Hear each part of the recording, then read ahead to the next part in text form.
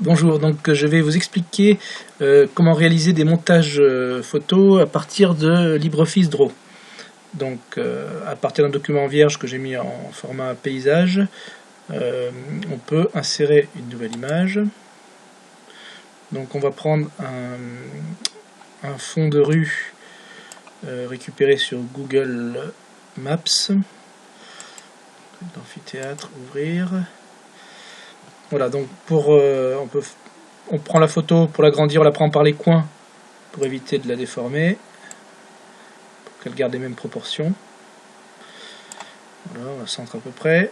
Et on va insérer dessus d'autres images qui ont été préalablement détourées. Donc je vous explique sur une autre vidéo comment on fait pour faire du détourage d'images à partir du logiciel GIMP. Donc là je vais prendre une balise, ouvrir, donc qui est au format PNG et qui a été détourée.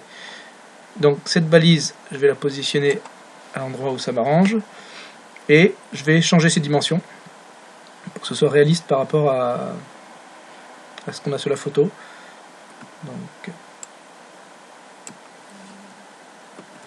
Donc pareil, on prend par les coins, on lui donne la taille qu'on veut. Si je veux mettre une balise de l'autre côté de la rue et que je la veux orienter différemment, donc je fais copier cette balise, CTRL-C, CTRL-V, pour la coller, je la mets de l'autre côté. Et de l'autre côté, je vois qu'au niveau orientation, elle n'est pas orientée correctement. Donc je vais la retourner. Donc clic droit, pivoter ou retourner, retournement horizontal, voilà. Donc on a la balise qui est à peu près bien positionnée. Maintenant, on va voir comment appliquer des motifs au sol. Donc je vais chercher des images et je vais prendre des pictogrammes vélo.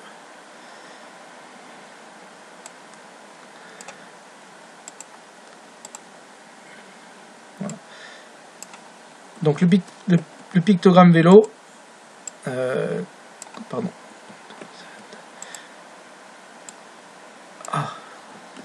Je vais y arriver. Donc le pictogramme vélo, quand il est au sol, il est aplati. Donc je vais faire deux choses. Je vais, en prenant ces poignées là, je vais le réduire. Enfin, je vais le réduire, je vais l'aplatir. Et pour que ça corresponde à la perspective, suivant la position où il se place, où il est dans la rue, je peux également le déformer. Donc si je clique dessus, je clique une fois de plus sur le pictogramme, voilà, j'ai des ronds qui apparaissent. Donc les ronds des coins me permettent de le faire tourner, pour l'orienter dans la bonne position. Et ceux-ci permettent de le déformer en parallélogramme, donc ce qui va permettre de le faire coller à la perspective de la route.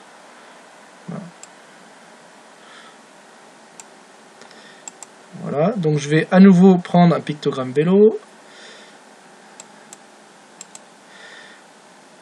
Alors,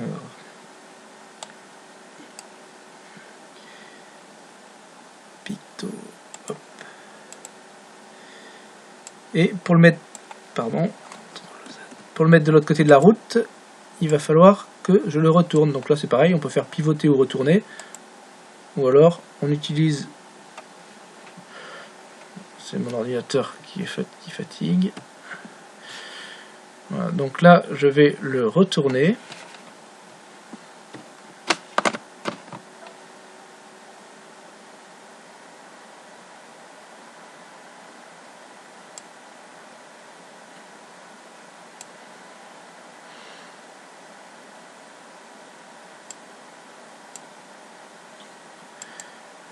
Je vais l'aplatir.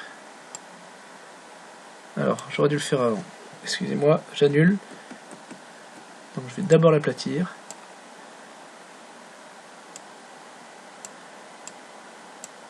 Ensuite le retourner.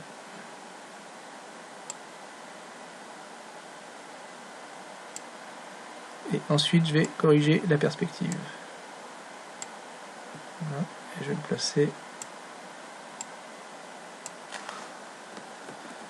à l'endroit où j'ai envie de le placer. Alors, là on peut le réduire encore un peu. Donc je reclique dessus pour avoir les carrés. Je le réduis. Je vais corriger encore un peu la perspective. Pour que ça corresponde à la voie sur laquelle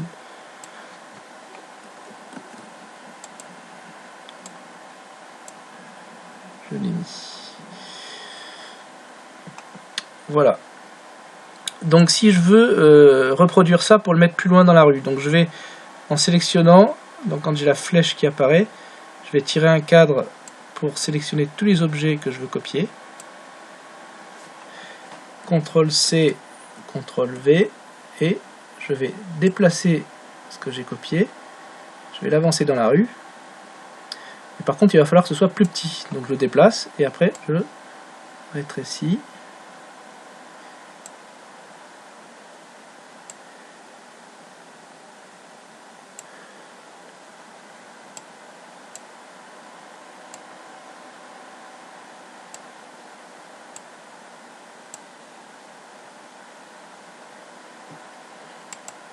Voilà, et je peux faire ça. Alors sur la, il y a autre chose dont je vous ai pas parlé. Donc là, je vais exprès, je vais prendre le pictogramme et je vais le déplacer. Et vous allez voir qu'il est,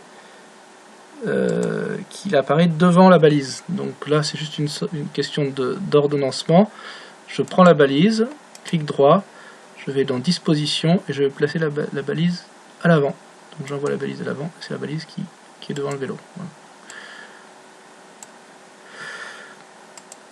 Voilà pour ces premiers éléments. Donc je vous mettrai des fichiers déjà détourés là, avec des balises, des vélos, pour que vous puissiez, sans avoir besoin de faire du traitement réellement d'image, faire du montage comme ceci.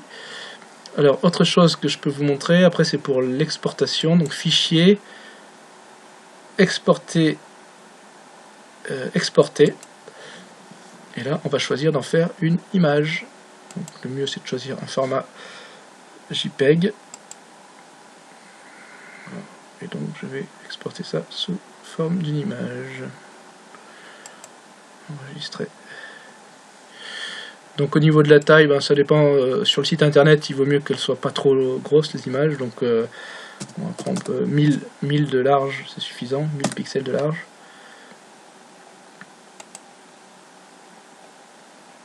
Et voilà.